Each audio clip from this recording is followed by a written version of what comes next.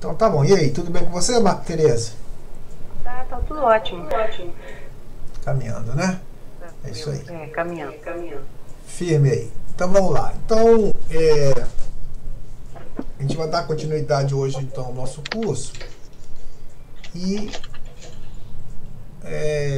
a gente vai começar, a gente viu, né, nos encontros anteriores, nos dois últimos encontros, e também na aula prática, a questão dos conceitos de erosão. Tentamos detalhar o processo, né? Como que acontece. Falamos no último encontro sobre os tipos de erosão, né, mais comuns, a erosão laminar. Aí eu repeti algumas fotos aí para vocês. A erosão em sulco, né? A erosão laminar é uma erosão inicial, mas tão perigosa porque ela talvez seja imperceptível. A erosão em sulco, que é um processo mais acelerado, com a concentração de água, né, em um determinado ponto da topografia. E o processo mais acelerado, mais grave e que causa, evidentemente, grandes prejuízos é a erosão em vossoroca, né, que é uma grande cratera que se abre e tende a crescer com o tempo. Tá? Então, a gente vai dar continuidade. Antes, porém, deixa eu só tirar o som aqui do WhatsApp, porque senão ele vai ficar fazendo barulhinho com a gente o tempo todo. Bom, então hoje a gente vai ver, né, nesse terceiro encontro nosso, estratégias de ação para combate à erosão, algumas das práticas conservacionistas para controle de erosão. Então nós vamos falar hoje especificamente práticas de controle edáfico, né, de caráter edáfico, né, onde o solo é o principal objetivo das práticas, né, de proteção. As práticas de caráter vegetativo, onde você usa a vegetação como elemento principal de proteção ao solo. Então no primeiro você melhora as condições do solo, mas no segundo você, a partir da vegetação, você protege o solo. E também a gente vai falar um pouquinho de amostragem de solo, né, para fins de análise de solo, tá? Passar essa noção para vocês, algumas recomendações aí que são dadas, né, por instituições aí que trabalham, né, que publicam na área.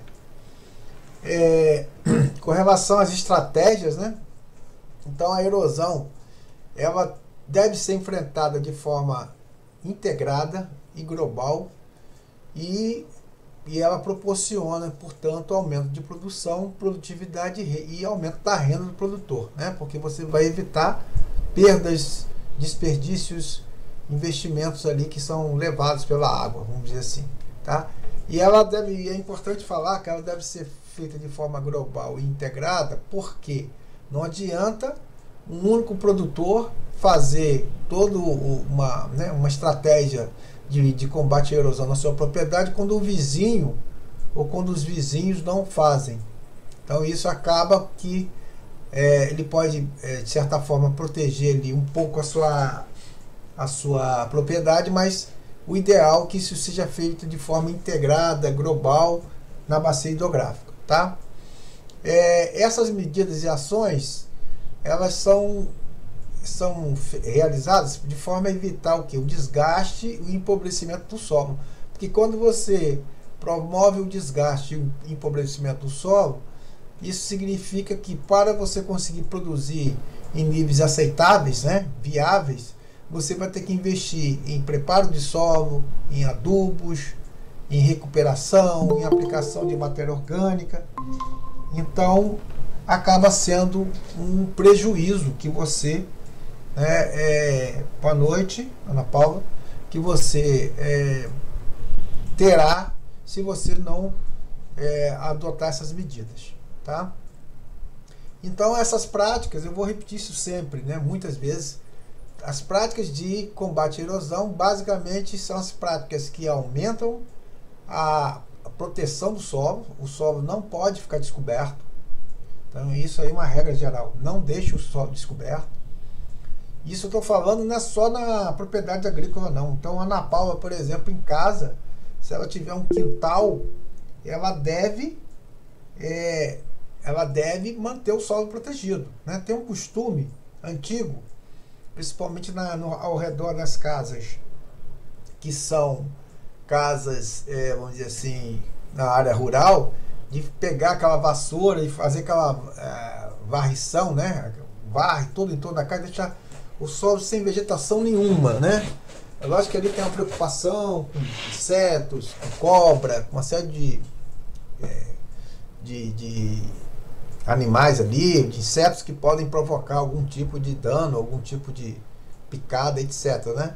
Mas, por outro lado, aquilo ali desprotege o solo, então numa chuva, aquela região ali provavelmente vai ter um processo de erosão, tá? Então, as práticas, elas devem aumentar a infiltração de água no perfil do solo, com a proteção vegetal, então o solo tem que estar protegido, seja com cobertura viva ou morta, e se aumenta a infiltração de água no solo, reduz a água que escoa, ou escoamento superficial. Então, basicamente, esse é o processo, tá?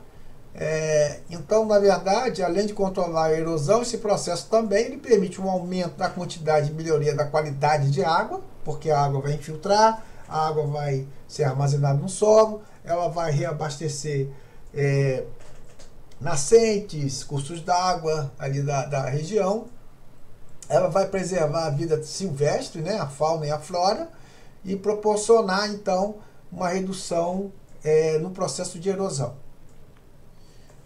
Então, basicamente são esses três princípios fundamentais que são adotados, né? Nós vamos falar aqui dos métodos, como a gente já comentou, mas então a gente deve aumentar o máximo possível a cobertura vegetal no solo, melhorar a capacidade ou a infiltração de água no solo e controlar, reduzir ou minimizar o escoamento superficial, ou seja, a água de chuva que escoa sobre o solo. Por isso tem esse nome, escoamento superficial, sobre a superfície do solo. Então nós temos que aumentar a cobertura vegetal no solo, ou seja, manter o solo coberto, seja com cobertura viva ou morta, melhorar, isso vai proporcionar o aumento da infiltração da água da chuva, né, principalmente, que é a nossa principal fonte de água natural, no solo, e reduzir ou controlar ou diminuir o escoamento superficial. Então, vamos falar um pouquinho dessas chamadas práticas conservacionistas para controle de erosão, né? No final eu vou repetir, mas eu coloquei lá para vocês, eu vi que, eu acho que foi a Ana Paula, ou foi a outra Ana, que postou lá um monte de fotos, né, no grupo, num sítio, um monte de coisa bacana e tal. Eu até sugeri que ela faça essa postagem lá na plataforma Moodle, né? Que eu coloquei lá no fórum, para que cada um de vocês pudessem trazer um exemplo, comentar um exemplo de uma prática de conservação, de controle de erosão. Então pode ser o quê? Pode ser o solo coberto, pode ser a construção de terraços, pode ser o uso de um determinado cultivo. Nós vamos falar de algumas coisas aqui e aí podem dar ideias para vocês, tá? Bom, então as práticas de conservacionistas de conservação, né, para o controle de erosão, nós vamos destacar dois hoje aqui. As práticas de caráter edáfico, que são aquelas que procuram adequar o sistema de cultivo, melhorando ou mantendo a fertilidade do solo. Então o foco dessa prática aí é melhorar ou manter a fertilidade do solo, enquanto as práticas de caráter vegetativo, a gente usa a vegetação para proteger o solo contra a erosão. Então, a primeira melhora ou mantém a fertilidade do solo e a segunda usa a vegetação para proteger o solo contra a erosão. A terceira aí são as práticas de caráter mecânico. Normalmente são, vamos dizer assim, os últimos recursos, ou deveriam ser os últimos recursos, né? Porque você usa estruturas artificiais para poder barrar ou interceptar e conduzir a água de um escoamento superficial. Aí nós vamos deixar para ver isso no próximo encontro, tá? Então hoje nós vamos ver as práticas de caráter edáfico e as práticas de caráter vegetativo. Aqui é um resumão de todas, eu não vou ficar lendo aqui para vocês, vou comentar rapidamente. e depois, na sequência, eu vou apresentar alguns destaques desses métodos que aqui estão apresentados. Então, algumas práticas de caráter edáfico, né? A primeira, ela pode ser polêmica, tá, pessoal? Mas é verdade. O controle de queimadas, conforme a literatura indica, é uma forma de uma prática de caráter edáfico para proteger o solo contra a erosão. Mas vamos entender bem isso aí. Porque quando você usa a queimada, por exemplo, próximo a um período chuvoso, antecedente a um período chuvoso, quando você queima os resíduos, aquela vegetação que está pobre ali, a queima proporciona o quê?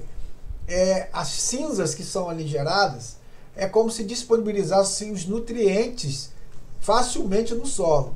Então, logo depois, quando cair uma chuva, a vegetação cresce com muita força, tá? Então, é uma forma de controle. Agora, o que tem acontecido hoje em dia? As pessoas não têm controle, vão queimando tudo e a qualquer momento e de qualquer forma.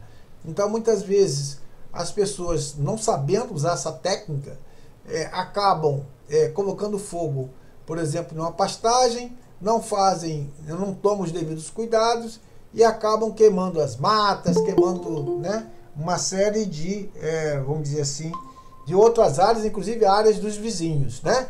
Matas de reservas, etc. Então, hoje em dia, em função disso, essa prática, vamos dizer assim, apesar de ser uma prática que é conhecida e citada na literatura, é uma prática que até a gente não indica, mas eu preciso passar para vocês as informações para que vocês tenham conhecimento, tá? Mas o controle de queimada, o uso de queimada de forma controlada em áreas para serem recuperadas antes de períodos chuvosos, ela pode ser uma prática que acelera o desenvolvimento da vegetação naquela área, tá? Uma outra prática aqui é a adubação verde, onde você usa plantas forrageiras e ervas, né? Nós vamos falar aqui um pouco para poder enriquecer o solo com nutrientes. Então você tem aí, por exemplo, feijão de porco, crotalária, uma série de culturas, né? Que as suas raízes têm a capacidade de incorporar o nitrogênio do ar. Então elas têm ali um organismo, uma bactéria que fixa o nitrogênio do ar e, portanto, quando essas plantas crescem, elas acabam sendo incorporadas no solo e enriquecendo o solo. É uma prática bastante interessante, é um custo bem barato, ainda mais hoje em dia em que o adubo está muito caro. Então é uma prática assim que principalmente o pequeno produtor, o produtor orgânico, como a gente viu lá no Rodrigo, deveria adotar, né? Que é incorporar sempre matéria orgânica no solo, mas existem plantas que, além de incorporar a matéria orgânica natural ao solo, também incorporam nutrientes que eles conseguem, pelas suas raízes, obter da atmosfera, como no caso das leguminosas, tá? Feijão, por exemplo, o feijão comum é uma leguminosa, a soja é uma leguminosa, e tem outras plantas de cobertura ou cobertura verde que se prestam para isso. A adubação química é aquela famosa adubação que você vai ali no depósito, né, na loja agropecuária, e gasta uma fortuna para comprar alguns sacos de adubos, né, de acordo com uma formulação que é recomendada, que deveria ser recomendada por um profissional, um agrônomo, né, ou por um laboratório, para você aplicar ali para fazer um plantio, por exemplo, de uma determinada cultura, ou para manter a produção, né, uma adubação de cobertura de uma cultura que você tenha. O problema todo é que o custo do nitrogênio, do fósforo, potássio, né, dos adubos, né, esse NPK são os chamados macronutrientes, está um custo muito alto, por conta, principalmente aí, porque, por exemplo, aqui no Brasil a gente não tem fábricas, né, de adubos, algumas foram fechadas, e hoje nós dependemos quase que totalmente da importação desses adubos químicos e, portanto, o custo disso associado ao valor do dólar e essas questões aí de guerras, né? No caso a Ucrânia é um grande fornecedor de adubo no Brasil, então o custo fica muito alto, tá? O outro ali é a adubação orgânica. Essa você pode usar resíduos aí de animais como esterco, bovino, suíno, cama de granja ou outros compostos orgânicos, né? Humus de minhoca, ou também a partir da compostagem, você pode adubar organicamente a sua lavoura, a sua horta, etc. Tá? E um outro processo aqui também que melhora as condições do solo é a chamada calagem, que nada mais é do que uma prática onde você corrige a acidez do solo. Então, em solos ácidos, você aplica ali faz uma calagem, né, que é a aplicação aí de cálcio no solo, ou cálcio e magnésio, né? Então você aplica esses nutrientes, né? E aí você melhora o pH do solo e com o aumento do pH do solo você consegue maiores produtividades. Então, de uma maneira geral, essas são as técnicas aí de caráter edáfico. Então aqui algumas imagens para vocês. Então aqui à esquerda ao alto a calagem, né? Então você compra o calcário. O calcário alguém levantou a mão? Pode falar? Oi, Vicente, boa noite. Desculpe, é que eu me atrasei aqui, que eu estava fazendo um outro trabalho, mas não está aparecendo nenhum slide. Você está compartilhando isso? Pois é, ninguém falou nada, eu achei que estava passando para vocês. Vocês me desculpem aí, tá? Como todo mundo ficou quieto, para mim não, tá bom. Não tem problema não. Apareceu, obrigada. Não, obrigado a você. Eu vou dar uma repassada aqui. Ó, eu vou dar uma repassada rápida aqui só para não ficar no vazio. Eu caprichei tanto no slide para vocês e acabou que não estava passando. Mas tudo bem, obrigado, tá? Foi quem que falou? Oi, Ana. Ana Cristina. Oi, Ana. Ninguém falou nada, Ana. Eu acho que o pessoal não assiste muito o slide não, mas ouve. Mas tá bom, vamos lá. Então aqui, ó, eu mostrei inicialmente aqui para relembrar, né, as imagens sobre erosão laminar em sulco e em vossoroca. Aí falei que hoje nós comentaríamos sobre estratégias de ação para combate de erosão, práticas conservacionistas para controle de erosão, práticas de caráter edáfico, práticas de caráter vegetativo e amostragem de solo. Falei um pouco aqui das estratégias, né, de combate à erosão, que deve ser de forma global integrada, para proporcionar aumento de produção, produtividade e renda do produtor.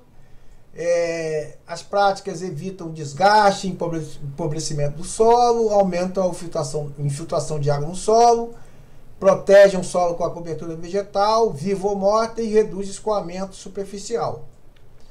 Aí eu falei que os 3 princípios fundamentais aumento da cobertura vegetal, melhoria da infiltração de água no perfil do solo e o controle ou a eliminação do escoamento superficial. Vai depender das condições. Aí eu comecei a falar sobre as práticas conservacionistas para controle de erosão.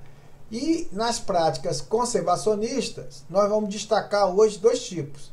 As práticas de caráter edáfico, que melhoram ou mantêm a fertilidade do solo, e as práticas de caráter vegetativo, que utilizam a vegetação para proteger o solo.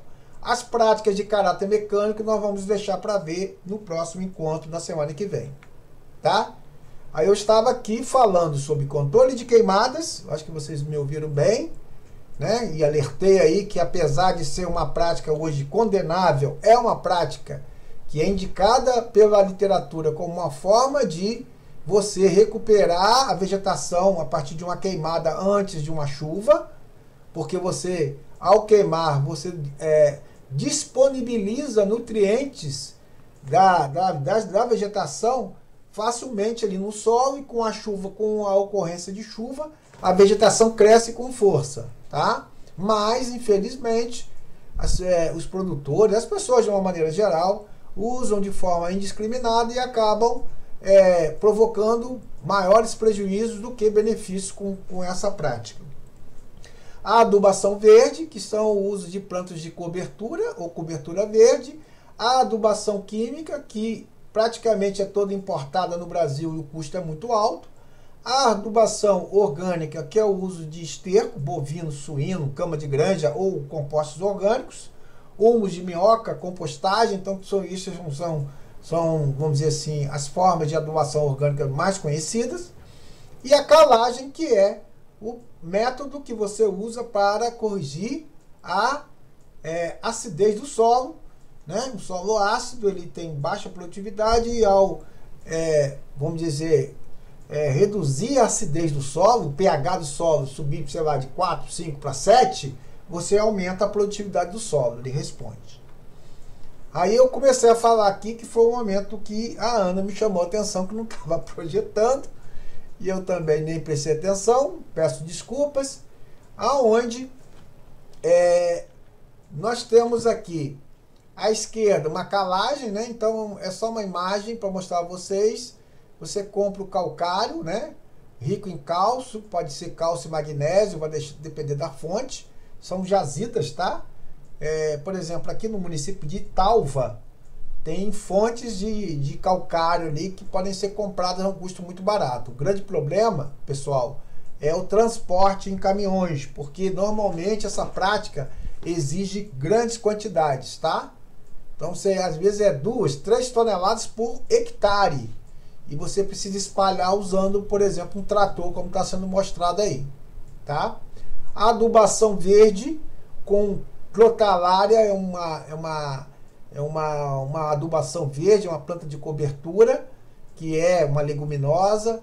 Ela fixa o nitrogênio nas suas raízes, e aí depois que ela crescer, você incorpora isso com uma grade ao solo e enriquece o solo, tá?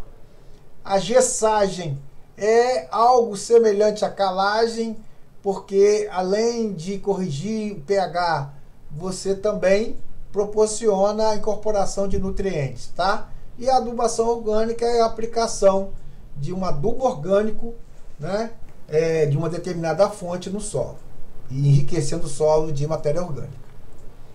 Então aqui, falando um pouco mais, a calagem é uma prática com melhor relação custo-benefício. Ela é essencial, porque quando você corrige a acidez do solo, você aumenta as condições, né, de desenvolvimento, de aproveitamento dos nutrientes do solo. A fonte dessa calagem, como eu disse, é cálcio e magnésio, ou magnésio, depende da fonte, e atuando e ajuda a complexação de matéria orgânica, ou seja, acaba, vamos dizer assim, viabilizando ou retendo a matéria orgânica no solo com essa aplicação aí de cálcio e magnésio a partir da calagem. A gessagem, ela melhora a estrutura do solo, fornece, além de cálcio e magnésio, também enxofre, melhora as condições físicas e químicas da subsuperfície do solo, melhora a infiltração, melhora o desenvolvimento radicular, né, das raízes, e vem sendo amplamente utilizada na melhoria do ambiente radicular. A adubação, então, é uma técnica que você fornece ao solo nutrientes. Então, isso é feito a partir de análise de solo. No final aqui eu vou estar apresentando como se faz a amostragem, e vocês, a partir com as amostras, vocês podem levar a um laboratório e fazer as análises. Então, o pessoal aí de Itaboraí, eu vou falar lá depois, por exemplo, da região de Rio Bonito, né, podem fazer isso na Embrapa Solos, no Rio de Janeiro. Tem um custo, vocês entram na internet, vocês têm como extrair as amostras, levar lá e pedir para fazer análise, tá? Eu vou mostrar aqui para vocês a recomendação de como fazer essa amostragem. Vai voltando. A adubação orgânica, então, é uma forma de fornecer nutrientes ao solo. a partir de tortas ou de resíduos animais, que pode ser tanto resíduos urbanos e industriais. Então vamos imaginar que uma poda de árvore, né? Tem uma indústria aqui chamada Grande Rio, aqui em Campos, que é do Rio, na verdade, que faz sabão, faz uma série de coisas e faz adubo. E o que eles fazem, pessoal? Eles recebem, aí eu acho que eles nem compram, eu acho que eles fizeram uma parceria com a prefeitura, eles recebem as podas de árvores e vegetação da cidade, eles recolhem resíduos de abatedouros, eles fazem uma compostagem como se fosse um grande liquidificador com esses resíduos, deixa esses resíduos fermentarem, né, misturarem, e aí eles transformam isso em adubo e vendem nas lojas, tá?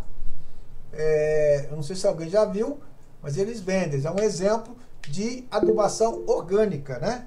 Que pode ser feito na região. Pode falar. Ana? Pode falar. Oi, Ana. Não estou te ouvindo, não. Tá muito baixinho. Me sente? Opa, pode falar? Pode falar? Então, quando a gente passa ali na pista, né, de Campos, principalmente naquela área ali que é de produtor de cana, dá para sentir um forte cheiro realmente desse adubo que é preparado ali, que é esterco de porco, galinha, sobra da própria cana mesmo, que não é usado para o etanol nem de primeira nem de segunda linha, tudo vira adubo. É aquele grande liquidificador, né, como você falou, e eles fazem esse trabalho de adubagem do solo. É muito interessante essa prática e essa técnica que é usada em Campos. Então, eu estou falando de uma empresa aqui, mas aqui na região, o vinhoto, né, que é um subproduto, né, um resíduo gerado na usina, ele é diluído, porque quando você produz açúcar e álcool, você tem esse resíduo, que é a ureia, né? E você acaba reaplicando isso nas lavouras, tá? Então é uma prática comum aqui na região e fica um cheiro meio, né, assim, para quem não está acostumado, pô, mas que troço, né, fede e tal, mas é matéria orgânica, né, que está sendo reaproveitada, que no passado era jogada fora dos rios, tá? E hoje em dia não se perde nada porque tudo são nutrientes que estão sendo disponibilizados, tá bom? Sim. Ok. A adubação verde, eu já comentei, mas aqui mais detalhes para vocês, né? Então, a adubação verde é você usar uma planta cultivada ou não. Normalmente é uma leguminosa. O que é uma leguminosa? É uma planta que suas raízes têm capacidade de fixar o nitrogênio do ar, porque faz ali nas suas raízes uma simbiose com uma bactéria, né? Que pode ser, por exemplo, bactéria do gênero Rhizóbio, e ali essa bactéria consegue fixar o nitrogênio atmosférico, né, gasoso, transforma em nitrogênio mineral, cria ali umas bolinhas nas raízes, né? Se alguém tem curiosidade, veja um plantio de feijão, tira a planta de feijão por inteiro, vocês vão ver nas raízes as bolinhas, né? Aquelas bolinhas nas raízes é o que? É a bactéria que está ali e que incorpora o nitrogênio no ar e transforma em nitrogênio mineral. Então, essas plantas aí, quando vocês cultivarem, elas fixam o nitrogênio do ar, transformam, como eu disse, em nitrogênio mineral, e depois que elas estiverem maduras, vocês podem incorporar no solo ou deixar até degradar sozinha, porque com isso ela vai enriquecer o solo de nutrientes, no caso nitrogênio, tá? Então, algumas leguminosas aí para adubação verde, tá sugerido, ó, o feijão de porco, a crotalária, o feijão calpi, tá? E outras também que não são leguminosas, mas também são usadas para adubação, né, verde. O azevém, a aveia, a cevada, né? A soja, por exemplo, entra em cima aí nas culturas leguminosas. Também pode ser utilizado como uma adubação verde, tá? Mas não é fazer monocultura de soja, tá, pessoal? Você pega uma área, faz o cultivo ali, por exemplo, com feijão de porco, ou crotalária, tombou aquilo, deixa descansar e depois você vem com uma cultura, que pode ser uma outra cultura, né? Ou culturas, né? Num sistema agroflorestal, mas ali você vai ter um enriquecimento do solo. É uma forma de adubar o solo, tá? Bom, então eu falei aqui com vocês algumas práticas de caráter edáfico e agora falar um pouquinho sobre práticas de caráter vegetativo. Aí eu fiz uma relação aqui também, né? Então, o florestamento, o reflorestamento é uma prática de caráter vegetativo. Tem toda uma previsão aí no novo Código Florestal, né? Quando vocês quiserem fazer um florestamento, um reflorestamento, pessoal, atenção. Eu vou fazer lá em casa e comecei a plantar umas árvores. Beleza, mas se for uma coisa grande, o correto é fazer todo um processo junto ao INEA, tá? Aí alguém vai dizer, nossa, demorado, burocracia, cobra isso, cobra aquilo. Bom, se você quiser ter uma floresta, por exemplo, de eucalipto, que no futuro você queira tirar para poder vender, é muito recomendável que você faça um processo, né? Faça um projetinho, faça um processo, tudo direitinho, com autorização, e faça seu florestamento para que quando você quiser vender, você não tenha dificuldades nem questionamentos, tá? Tenha tudo direitinho, para fazer tudo dentro dos conformes, tá? Conforme a lei. Então, florestamento e reflorestamento são técnicas aí que protegem o solo e, portanto, são chamadas práticas de caráter vegetativo. A pastagem, outro tema polêmico. A pastagem é algo bom? Depende. Se a pastagem for bem manejada, se tiver, por exemplo, piquetes, onde você faz uma rotação, né, do gado nesses piquetes, na propriedade, se você maneja, se você respeita ali a capacidade que aquela pastagem tem de suportar uma carga de animais, então beleza, você tem, né, um manejo adequado das pastagens. Então você vai ter uma pastagem bem manejada. Agora, o que acontece normalmente? O cidadão tem uma área que tem capacidade para botar 5 cabeças de gado, ele põe 50. E aí ele acaba com a pastagem, ele degrada a pastagem, e é como, pessoal, fosse um solo descoberto, propenso ao processo erosivo. Então, a pastagem manejada, ok. A pastagem sobrecarregada, mal manejada, ela funciona como se fosse um solo descoberto. Portanto, ela é essa pastagem que é mal manejada, ela é nociva e ela proporciona a erosão. Uma outra coisa, né, que eu já falei, que eu vou repetir, vira e mexe eu vou repetir aqui com vocês, e presencialmente também, é a manutenção da superfície do solo coberta. Então você pode ter tanto uma cobertura viva, como uma cobertura morta. O que eu quero dizer com isso? Eu tenho ali, né, Anas tem, as duas Anas têm, e a Tereza tem um pomar. Aí, elas têm um pomar e nasceu capim nas entrelinhas do pomar, entre as árvores. Aí ela vai lá, qual é a recomendação? Vocês vão lá e fazem uma poda, mas deixam a vegetação. Não retire, não limpem a vegetação. Deixa a vegetação protegendo o solo. Só você pode usar uma roçadeira e manter, né, o corte bem baixo, tá bom? Eu tenho um resíduo, sei lá, de casca de café, né? Casca de café, no processamento do café, você tem casca de café. O que você pode fazer? Você pode pegar essa casca de café e levar para a lavoura, para o pomar e cobrir ali nas entrelinhas. Aquilo ali vai proteger o solo e é matéria orgânica, com o tempo vai degradar, né? Eu fiz uma roçada, tinha muito capim lá numa área, numa pastagem, e eu fiz uma roçada e sobrou bastante matéria orgânica, eu posso colocar. Então, por exemplo, Tereza faz, Samuel faz, vou usar uma Samuel, né? Samuel faz um plantio de uma horta orgânica. Aí, nas entrelinhas da horta, está descoberto, ele pode colocar capim seco ali, para proteger. Então, a cobertura morta que eu estou me referindo são esses resíduos, tá? Ao Rodrigo aí.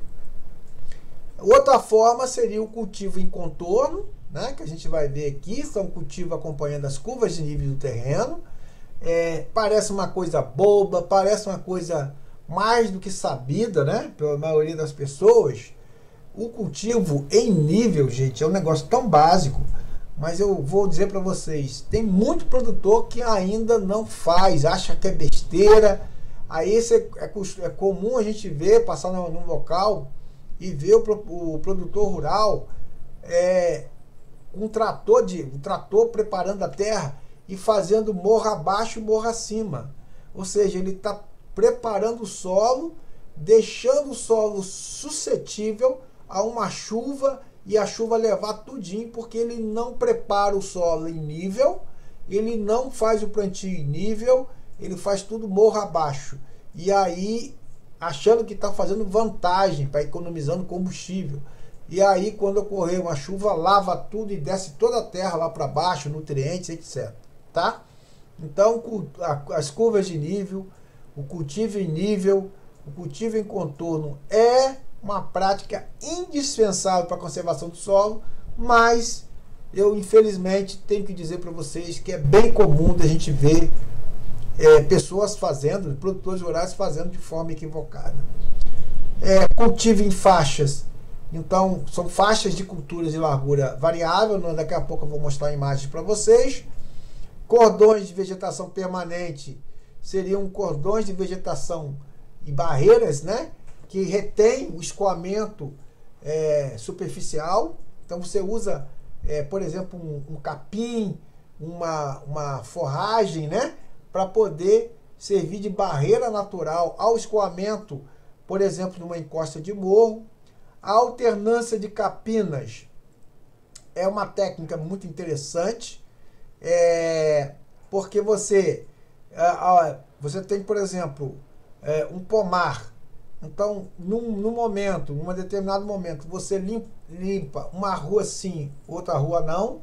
Na outra, você alterna essas ruas na limpeza, e com isso você sempre vai ter vegetação ali impedindo o escoamento superficial, mas proporcionando a infiltração de água no solo. E aí eu coloco uma questão aqui para vocês, que eu queria ouvir um pouquinho vocês, que é o seguinte: a rotação de culturas. Rotação de cultura plantei feijão, agora plantei milho, depois eu plantei, ou seja, são culturas temporárias, né, que duram aí 3, 4 meses, e eu vou fazendo uma rotação. E por quê? E essa é uma prática, né, que é contrária à chamada monocultura, tá?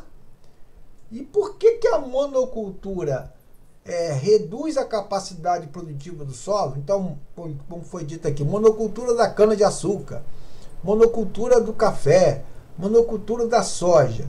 E, em contrapartida, a rotação de culturas, ela é, em termos do solo, benéfica. Alguém sabe dizer por quê?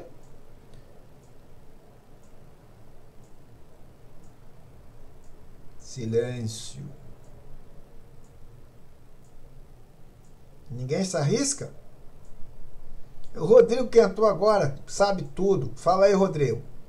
Por que a monocultura acarreta a redução de capacidade produtiva do solo, enquanto que a rotação de cultura promove um efeito contrário a esse? Boa noite, professor. Desculpa o atraso. Eu estava na correria aqui no sítio, acabou que só entrei agora. Eu imagino que essa diferença se dê porque na monocultura, quando você está só utilizando um vegetal, né, ele faz, na verdade, não faz agricultura, ele faz mineração, né, ele vai tirando os nutrientes daquele solo, o mesmo sais minerais, né, toda a safra, e vai empobrecendo esse solo, né. Já quando você utiliza outras técnicas, você vai enriquecendo, porque você vai botando biomassa, você vai mantendo a microvida do solo e possibilitando o acesso das plantas aos minerais de forma mais natural. Acredito que essa é a diferença. Perfeito. A monocultura, então, é uma mesma cultura que extrai nutrientes a uma mesma profundidade e os mesmos nutrientes.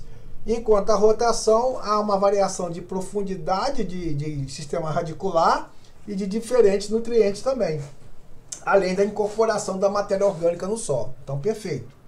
Ok, Rodrigo. Aqui algumas imagens para vocês.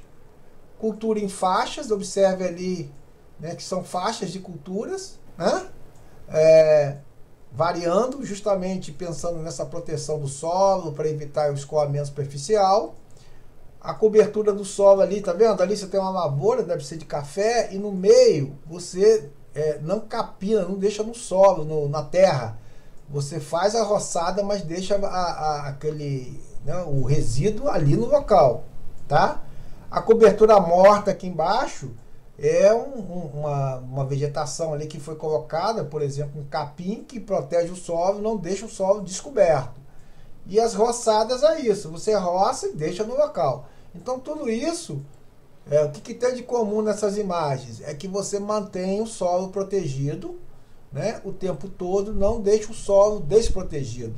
O solo desprotegido, além do processo erosivo, você tem o efeito da radiação solar que provoca aí a queima dos micro-organismos do solo.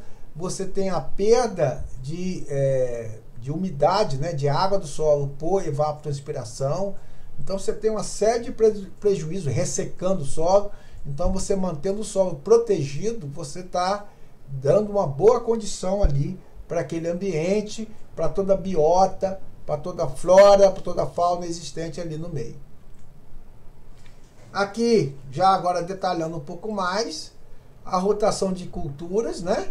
Então, é um sistema que alterna várias culturas no mesmo ano, tá? Você tem diferentes culturas numa sequência. Essa sequência também, existem trabalhos, estudos aí, que são aquela sequência que melhor dá retorno financeiro. Logicamente, isso vai depender da região, do mercado. Mas, por exemplo, vou cultivar milho, depois eu vou cultivar feijão, depois eu vou cultivar, sei lá, um feijão de porco. Então, você vai fazendo aquela rotação.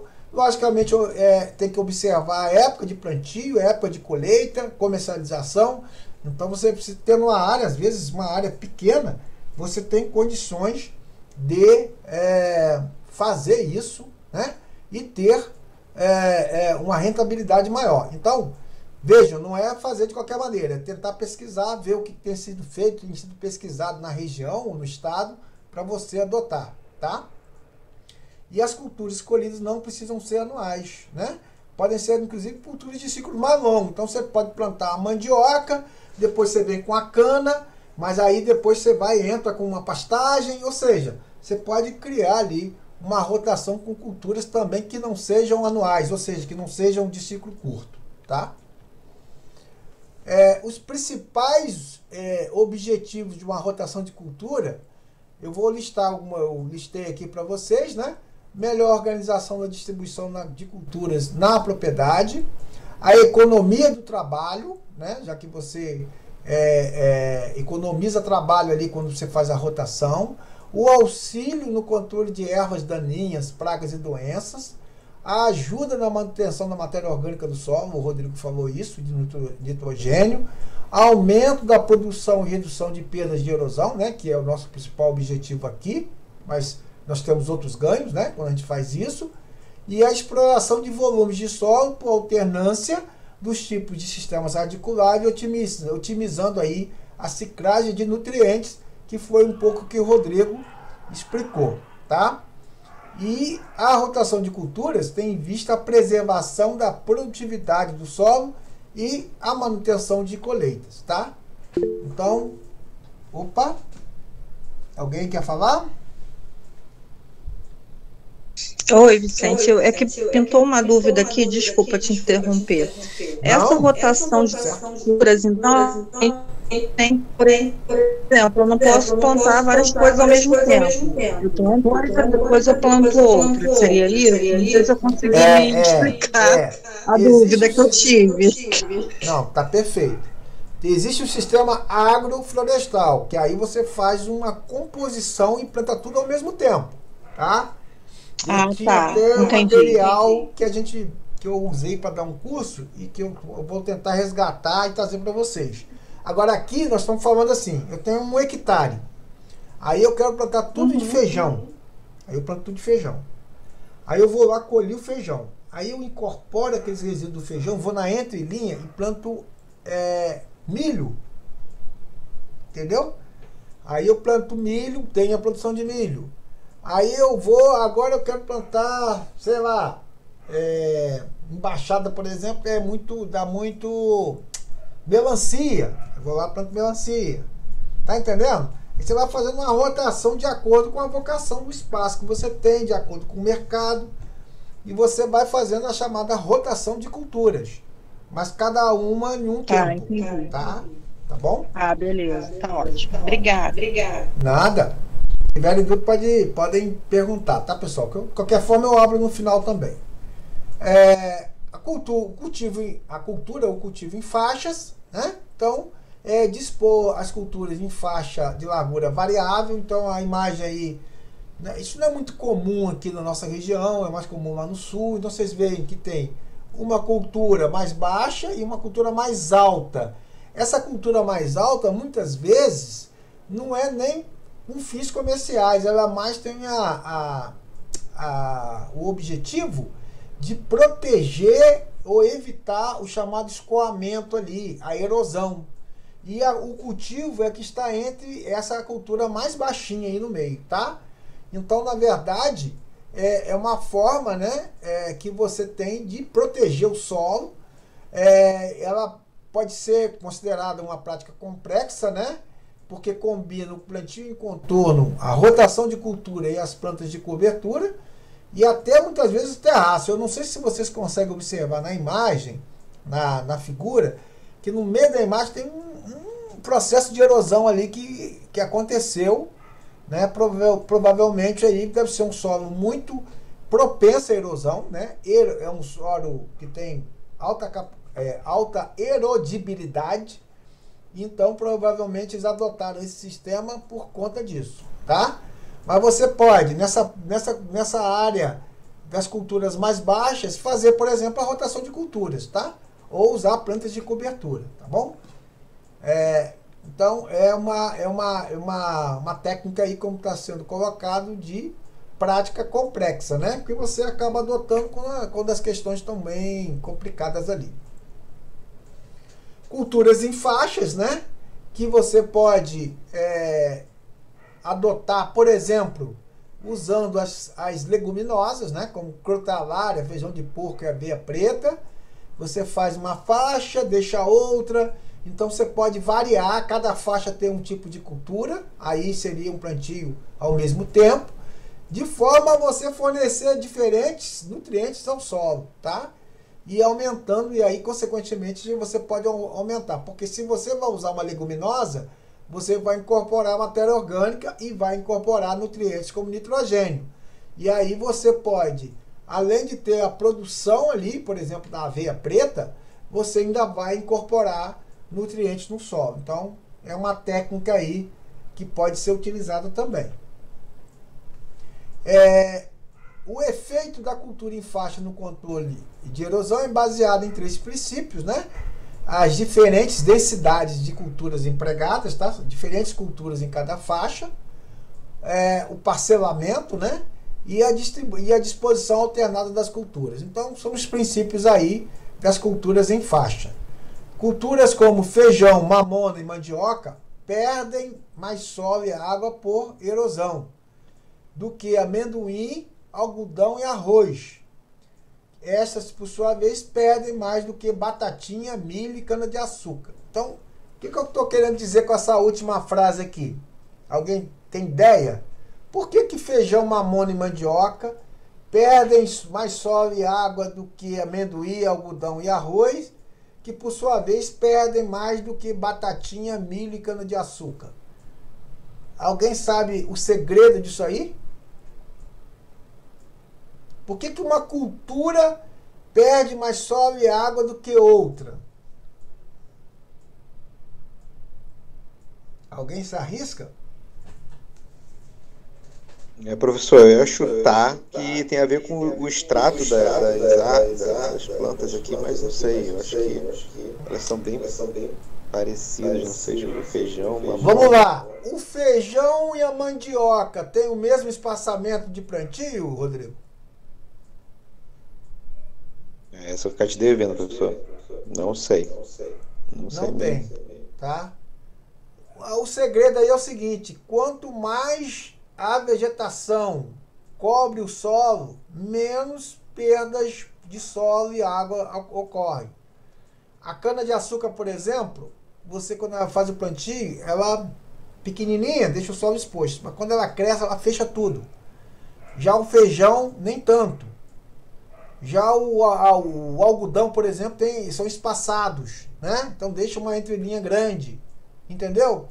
Então, isso vai depender da cobertura que cada cultura dessa vai proporcionar. E essa cobertura vai depender não só do desenvolvimento do vegetal, mas também do espaçamento que é adotado, tá? E se alguém tiver dúvida, dá uma pesquisada sobre espaçamento na internet mesmo, espaçamentos de feijão, espaçamentos de batatinha. E ver, além disso, além do espaçamento, tem a questão do desenvolvimento, da produção vegetal de cada cultura dessa, tá bom? Ok. As culturas em faixas é uma prática conservacionista barata e eficiente. Pode até substituir os terraços que nós veremos no encontro da semana que vem. Auxilia no controle tanto da erosão hídrica como da erosão eólica.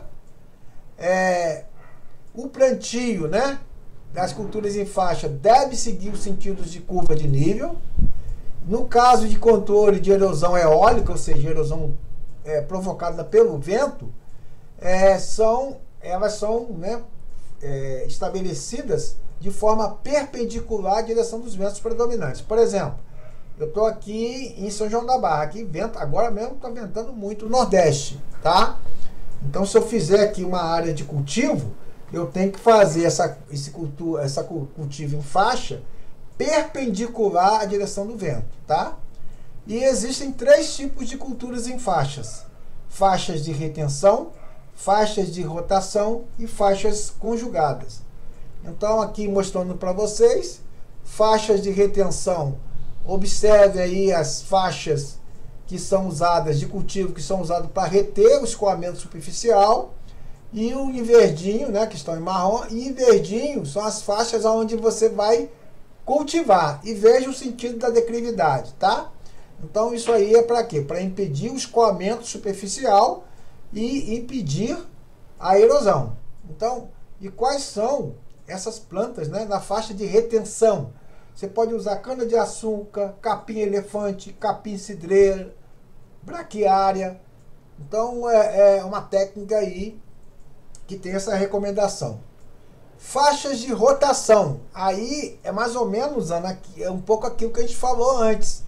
Aí você planta na mesma área, de forma alternada, culturas diferentes. Então, no primeiro ano eu planto forrageira, milho e soja. Já no segundo ano, eu já mudo, eu planto milho, soja e forrageira, e vou fazendo essa rotação. Ou seja, cada área vai ter uma cultura diferente num tempo diferente, tá? Então essas são chamadas faixas de rotação. E faixas conjugadas é quando eu tenho associação das duas anteriores, né? E também uso, além de rotacionar as culturas, eu também uso faixas de retenção na área. Então, seria a mistura dos sistemas de faixas de retenção com faixas de rotação. Aí é chamada de faixas conjugadas, tá? Se alguém tiver dúvida depois, ou na próxima aula, depois que vocês olharem o material que já está na plataforma Moodle, vocês podem trazer aqui a dúvida, tá? As roçadas, nós já comentamos bastante aqui hoje, é uma forma eficiente de controlar a erosão. Você não precisa, você pode roçar o mato, né, que nasce ali no meio da sua cultura, mas você não precisa tirar. E você faz uma roçada a uma pequena altura. Ou seja, você corta o mato, mas deixa ele presente e os resíduos dele vão acabar enriquecendo o solo, tá? Essa roçada, né? Hoje com as roçadeiras, né, gente, facilitou muito a vida, né? Uma roçadeira costal, né? O Rodrigo estava falando, aprendeu a roçar, aprendeu a cortar a motosserra, aprendeu a usar equipamento. Então, uma roçadeira numa propriedade, ela faz, quando bem utilizada, ela faz um bom trabalho, né? E a roçada seria isso, você limpar, mas deixar os resíduos da roçada ali no local, tá? E dessa forma você consegue controlar o desenvolvimento exagerado das ervas daninhas, né? E evita acontecer a competição, né, com as culturas que você tem na área, tá? A cobertura morta é uma das mais eficientes práticas de controle de erosão. Por quê? Porque protege o solo contra o impacto das gotas de chuva, aquilo que eu falei, sempre deixar o solo coberto. Faz diminuir o escoamento numa enxurrada, né, numa chuva intensa. Aumenta o teor de matéria orgânica no solo, já que você vai colocar um resíduo ali, né, por exemplo, de uma casca de café na área. No caso da erosão eólica, quando for o caso, protege o solo contra a ação dos ventos e impede o transporte de partículas. Contribui para a conservação do solo, diminui a temperatura do solo, porque o solo coberto com vegetação, a vegetação é como se fosse um isolante térmico, diminui, como eu já disse, as perdas por evaporação, melhora a estrutura do solo, porque aquela matéria orgânica ali, ela vai sendo incorporada e vai enriquecendo aquela camada orgânica do solo, que você já deve ter visto com o Anderson, né, no início do curso, e estimula a atividade microbiana do solo, tá?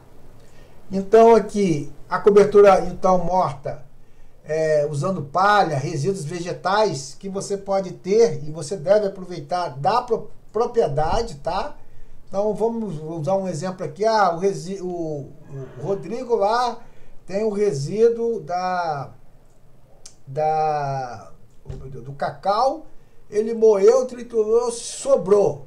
Ele pode fazer uma compostagem ou simplesmente ele pode colocar lá na roça para incorporar como matéria orgânica, tá? Ele deve fazer isso provavelmente. Então a cobertura contribui, né? Cobertura morta contribui para a conservação de solo. Como já foi dito, diminui a temperatura de solo, diminui as perdas por evaporação, tá? Estima-se que a prática controla a erosão na porcentagem de 53% nas perdas de solo e 57% nas perdas de água. Ou seja, se você usar de maneira adequada, correta, a cobertura morta, você pode reduzir as perdas de solo em até 53%, são pesquisas que são realizadas, tá, pessoal? E as perdas de água em 57% em termos médios, tá? Então, quais são os resíduos que eu posso usar, né? Palhas em geral, aquela maravalha, né? Que é aquele resíduo de serraria, né? Tem muita gente que compra, né? Aliás, o resíduo de serraria eu tenho visto usar para muita coisa, inclusive para forno, né? Porque economiza lenha, mas seria um uso mais adequado, sustentável. Por exemplo, pegar resíduo de pó de serra, né? E colocar na lavoura. Por quê? Porque é matéria orgânica, né?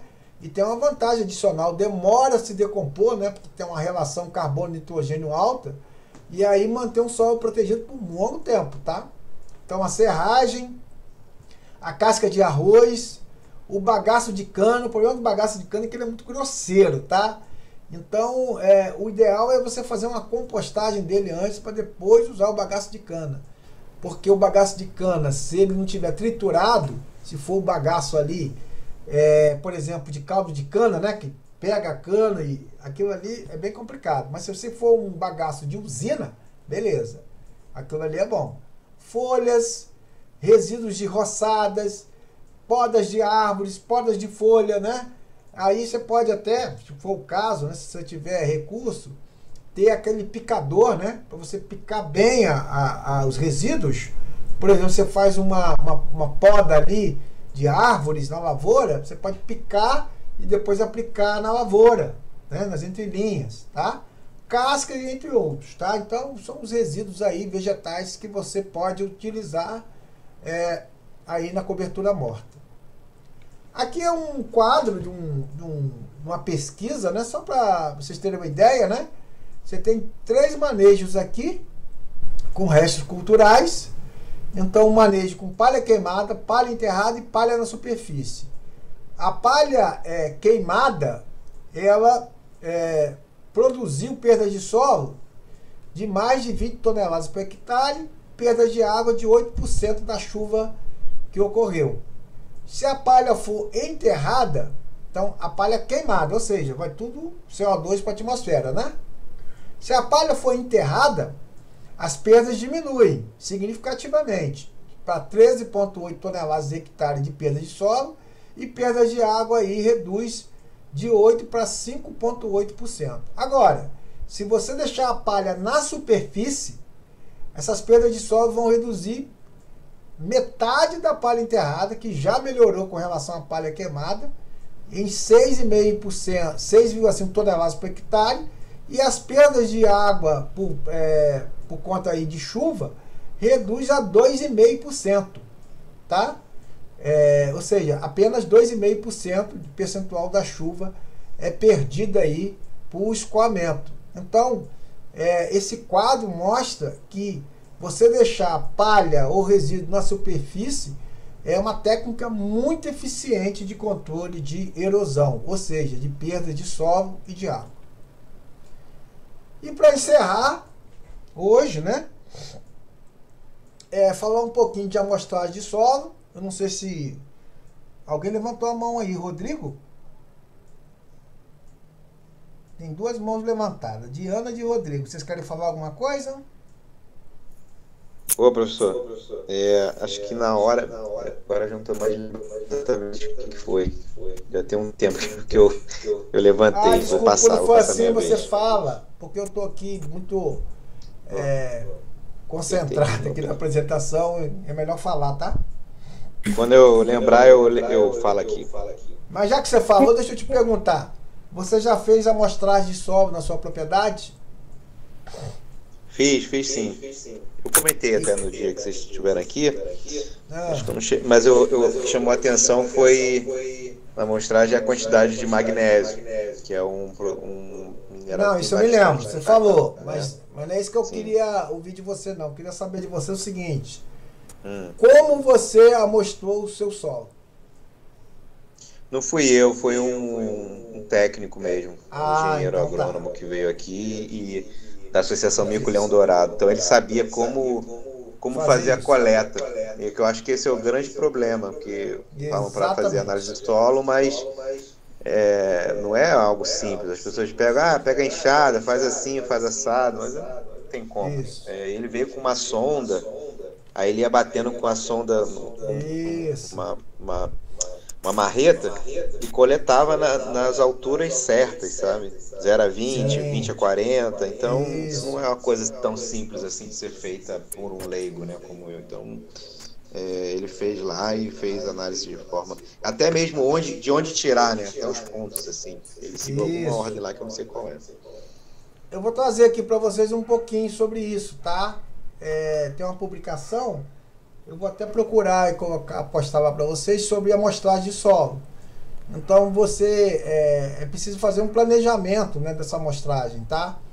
Então você pega, por exemplo, Rodrigo, a sua propriedade, que espero que deve ter uma planta aí na sua propriedade, e você faz uma separação de áreas. Por exemplo, áreas de baixada, áreas de morro, áreas de várzea. E aí você então cria ali áreas, né, na sua propriedade, uniformes, né? E essa uniformidade ela é em função do relevo, né? Da cor do solo, da textura ou da vegetação anterior e o manejo. Então você pode fazer, vamos dizer assim, criar zonas na sua área. E para cada zona dessa você vai fazer uma amostragem. Aí você vai ter amostras representativas de cada zona ou de cada área homogênea dentro da sua propriedade, tá? E aí, como é que você faz o plano de amostragem, né? Isso é recomendação da Embrapa, tá, pessoal? A área de cada sub-área, vamos dizer assim, dentro da sua propriedade, ela não deve ser maior do que 20 hectares, tá? É lógico que nós estamos falando aqui de pequenas propriedades, então muitas vezes não tem nem 20 hectares, né? A propriedade toda. Mas aqui é a recomendação. A amostra, na verdade o que você faz é uma amostra composta, formada por amostras simples, né? Retiradas de 15 a 20 locais, que você escolhe ao acaso, tá? De forma aleatória dentro de cada zona, ok? No local que vai ser tirada a amostragem, você deve limpar a superfície, retirar a vegetação, galhos e pedras, sem remover a camada superficial do solo, porque ela faz parte ali, né, da composição. Como o Rodrigo comentou, você pode fazer uma amostragem ali, né, dessa forma aí, você pode fazer a retirada ali de 15 a 20 centímetros de profundidade, por exemplo, retirar toda a terra, recortar ali aquelas bordas, né, da amostra, tá? Você vê que tem uma ferramenta até diferente aí, uma pá ali especial, né? Ou você pode tirar com trado também, mas essa forma aí de retirar, que está sendo mostrada na figura, ela garante que se você quiser fazer análises aí, além de fertilidade, análises físicas, de parâmetros físicos do solo, como permeabilidade, granulometria, resistência, etc., que tem vários tipos de análise de solo, essa amostra aí é uma amostra que fica mais inteira, tá? Então permite isso. Então você pode, com uma pá, né, fazer essa retirada, cortar ali as faixas laterais e descartando as bordas e usar a amostra do centro, tá? E aí usar um balde ali plástico limpo. Lógico que lembrar que se você vai fazer análise de fertilidade do solo, não pode estar contaminado um balde ali que você usou, por exemplo, para aplicar adubo, ou que você usou para aplicar, fazer calagem. Então, você tem que limpar, lavar esse balde para que não haja contaminação da amostra, né? Aí também você pode usar o trado, como o Rodrigo comentou. E aí nós temos aqui diferentes tipos de trados, né? Holandês, de rosca e um trado calador, né? O que acontece, gente? Muitas vezes a gente não tem nem isso, né? E aí bastaria, Rodrigo, como eu usei no meu mestrado, um cano de ferro, acho que de 1 polegada de diâmetro. Eu cravava ele no chão, a profundidade que eu queria, e depois eu batia com um martelo. E aí ele ia soltando aquela amostra de solo que foi penetrada, que entrou na tubulação quando eu penetrei no solo. Então, por exemplo, era a forma que eu amostrava na minha dissertação de mestrado, isso lá em 1995, há 500 anos atrás, tá?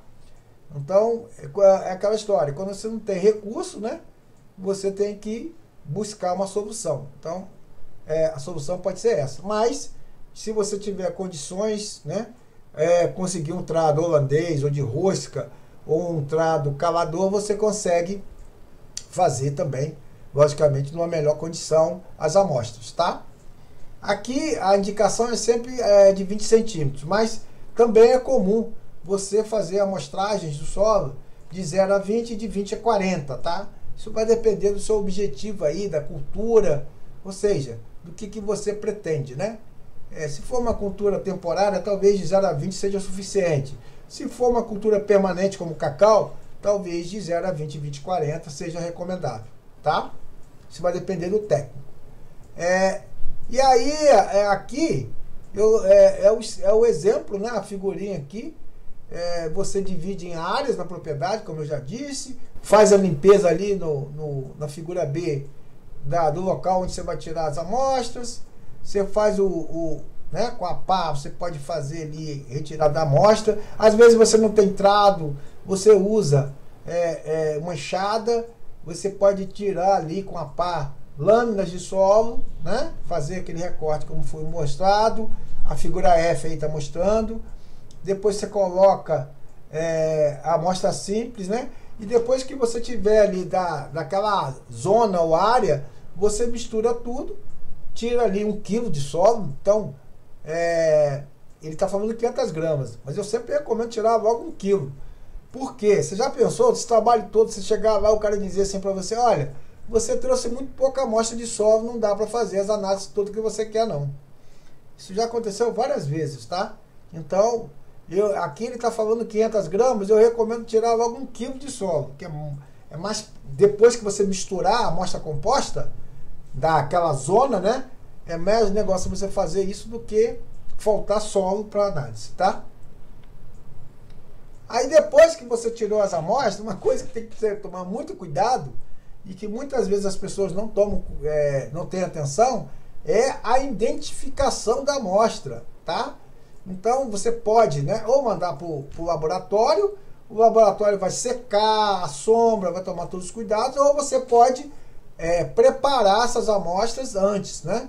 Então aqui ele tá indicando como secar, e você coloca num plástico tal, deixa numa região, no local guardado, na sombra, para poder, né? Aonde você vai identificar qual foi a amostra composta, área tal, fazenda tal, do dia tal, coloca todos os dados, tá? Daqui a pouco eu vou mostrar aqui quais são os dados importantes que devem ser registrados, porque é provável que da sua propriedade, mesmo que ela seja pequena, você crie diferentes zonas, então tem que estar bem identificado. Se puder, inclusive, coloca as coordenadas de GPS, né, para poder identificar o ponto ou os pontos que a amostra foi tirada, tá? Que a amostra composta foi feita.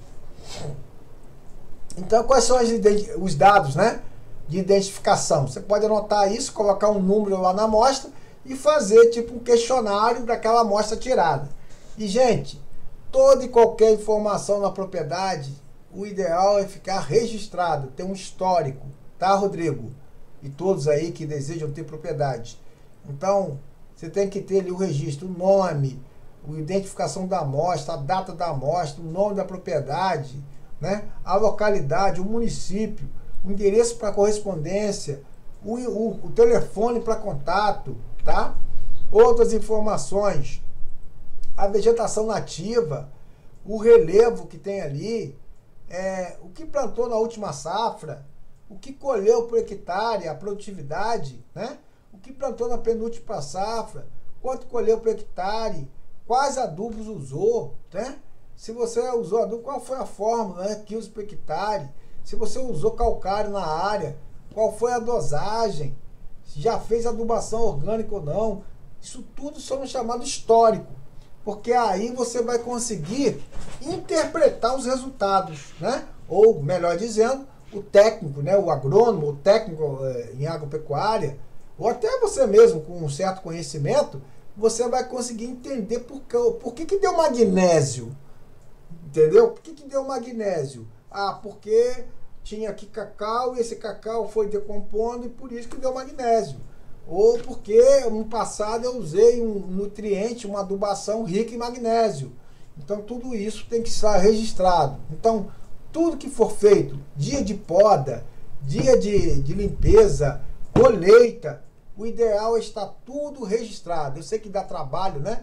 Mas aquele caderninho, né? Chegou no final do dia, ó, hoje eu fiz isso, fiz aquilo, limpei tanto de área, rocei, fiz a poda, colhi tantos quilos de cacau, colhi tantos quilos de feijão, de milho. Então todo esse registro, né, é importante. E também a gente recomenda isso para análise de solo, tá bom? Gente, é isso. Eu estou recomendando alguns vídeos aqui para vocês. Eu espero que vocês tenham tido tempo de pelo menos assistir alguns desses vídeos, né? Aqui nós temos um vídeo sobre manejo de solos e plantas de cobertura. Tem ali o uso ali de cultivo, né? Na agricultura familiar. Aí já vim falando sobre agrofloresta, né? Origens,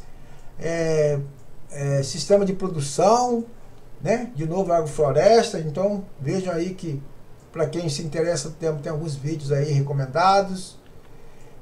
Esse aqui é um videozinho curtinho que eu recomendo, tá lá, eu coloquei esse para vocês assistirem lá na plataforma, tá? Seria muito legal se vocês assistissem. Aqui as referências, né? O primeiro é livro, tem lá de Viçosa, lá, o professor Plus, que foi meu orientador, eu acho que eu já falei isso para vocês. O segundo é o TUT, para quem trabalha aí na área de recursos hídricos, ele tem a parte de erosão também.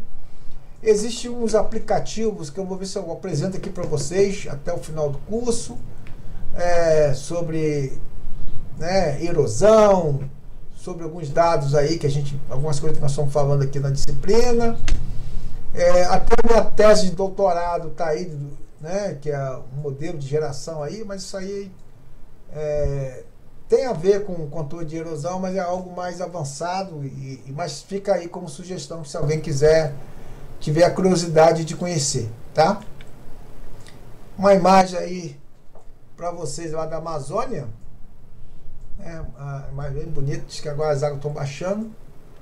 E é isso, pessoal. Eu me coloco à disposição aqui, caso vocês tenham alguma dúvida.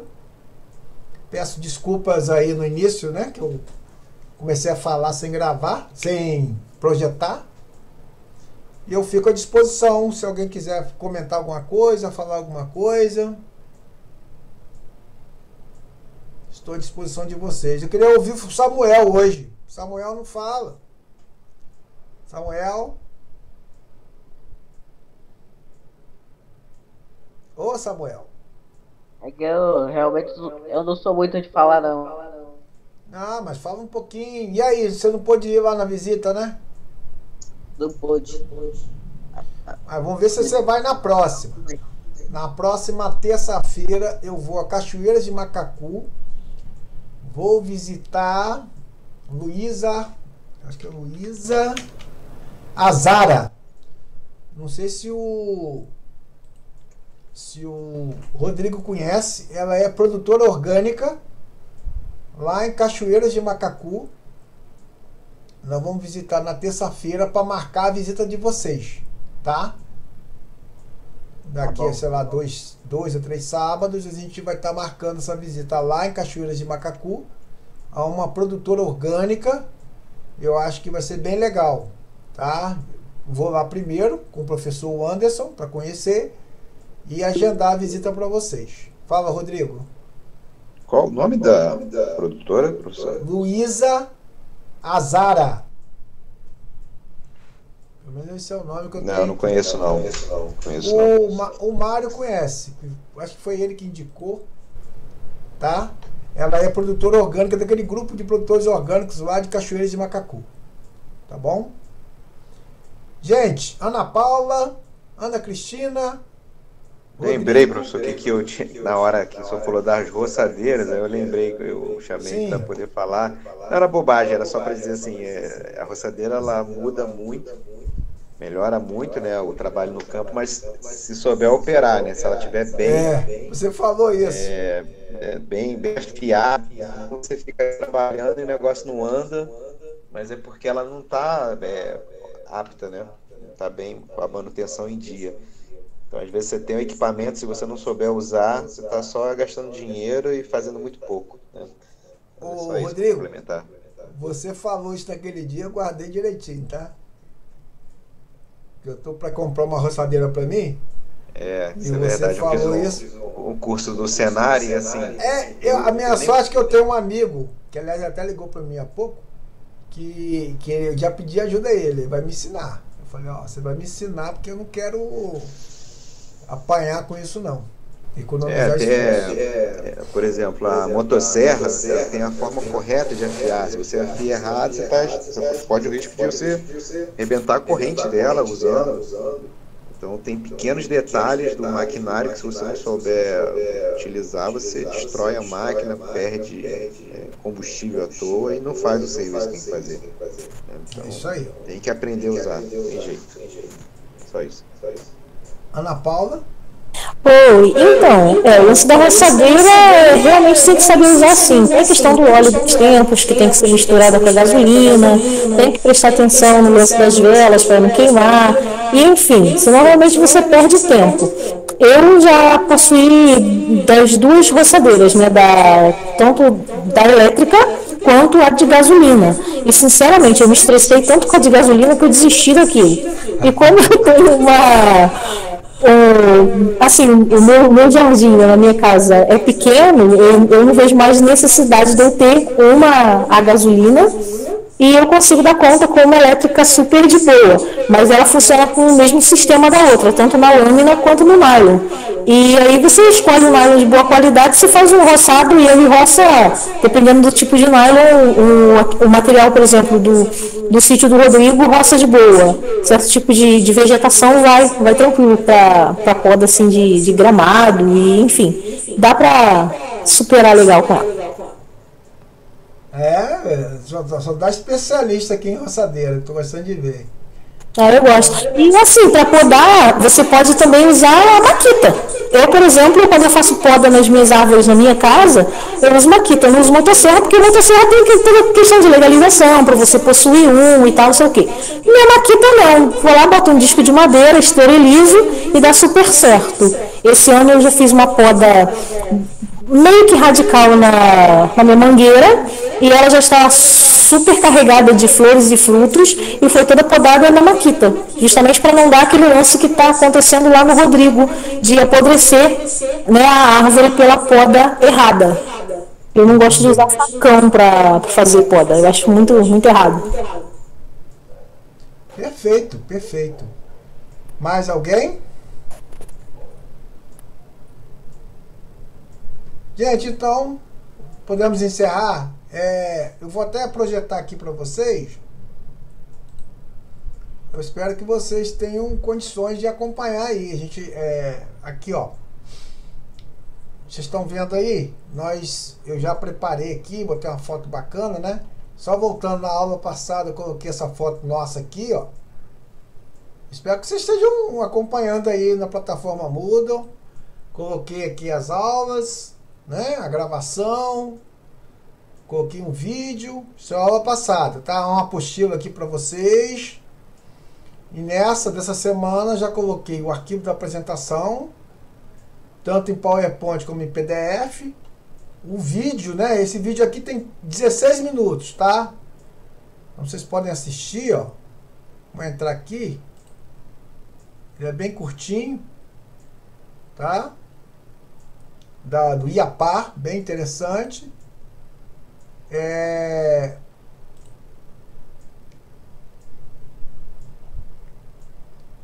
Acabei que eu saí aqui, deixa eu voltar.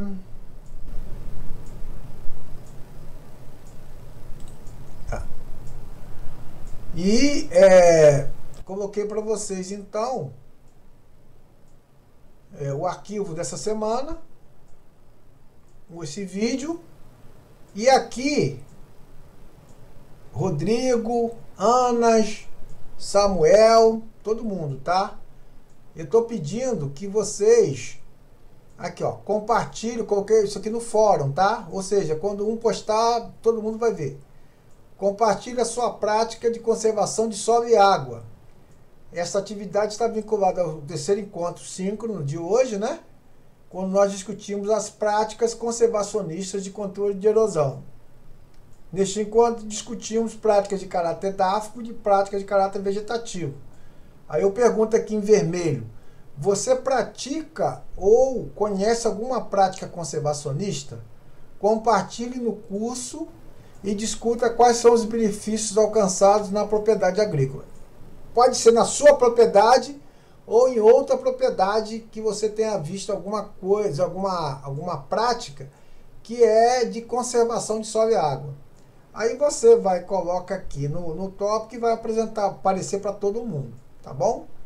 Então uma atividadezinha aí que eu gostaria muito que vocês pudessem, né, praticar, para que a gente possa avançar aqui, tá? A gente só vai preparar uma avaliação no final do curso, ou seja, a gente não tem nem avaliação, tá? Mas esse aqui é uma participação e logicamente a gente vai avaliar isso aí de vocês, tá bom? Então é isso, pessoal. Que eu gostaria de passar para vocês. A gente está fazendo o melhor aqui, tá bom? E eu fico à disposição caso vocês tenham dúvidas. Na semana que vem, se Deus quiser, nesse mesmo bate-horário, nesse bate-canal, a gente volta a conversar, tá bom? Fechamos, pessoal? Tá ótimo. Vicente, aprendi bastante hoje. Um abraço, então, tá bom. professor? Eu vou fechar aqui a gravação. Gente, um abraço.